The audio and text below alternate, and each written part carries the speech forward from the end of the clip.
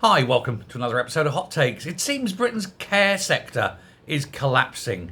There's not enough places, there's too many people, there's not enough staff. The staff that do work there are very low morale. The pay is awful. They're demanding more money. They demand that care be treated on a par with healthcare. So whether it's caring for the elderly, the disabled, caring for the vulnerable, etc. They're saying it's all part of the same package. They should be treated the same and they should receive similar salaries. And I think there's a possible argument for this, but you would need to have qualifications. But that's fine. That wouldn't be hard. Put some care qualifications in place and pay accordingly. We're going to need a lot of care. Britain is going to need a lot of care. The world is going to need a lot of care.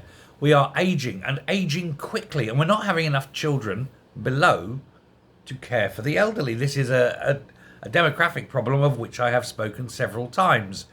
But what's the answer? Well, the trouble, of course, is, and this is what some people will say, is that if you professionalise the care industry, it becomes expensive. It becomes a matter of those who can afford it get it. But you know what?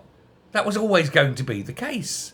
If and when care does become almost impossible to get, those with the wherewithal will get cared for. They will pay. And those who don't, won't. And of course, we don't have that kind of extended family that we would even 30, 40 years ago. That's all gone. Thanks to being in a position where women are forced to go to work, you lose that sense of homeliness and I suppose almost duty of women. And that's a terrible thing to say, but you understand where I'm coming from. The duty of women to create a loving home. It has been that way for, well, certainly hundreds, if not thousands of years. The men go out and do the physical labour, the women keep the home. But it's the women who sit there, look after the children, but also look after the elderly. The elderly, of course, have to live with the families because they can't look after themselves. This has always been how it is, the sort of extended nuclear family. But now, of course, there's so many people who live alone. The nuclear family is a thing of the past. Break up, blended families, etc. And so elderly people are seen now not as something to be cherished and looked after into their old age by their offspring, but almost resented for being a burden.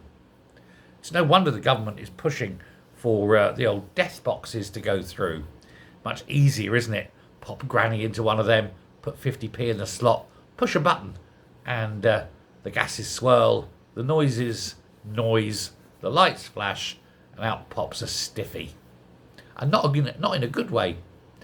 But it's an easing. We've all seen how these things end, don't we? Have you watched Soylent Green? That's what's going to happen. It's made of real people, Thanks a lot. Bye.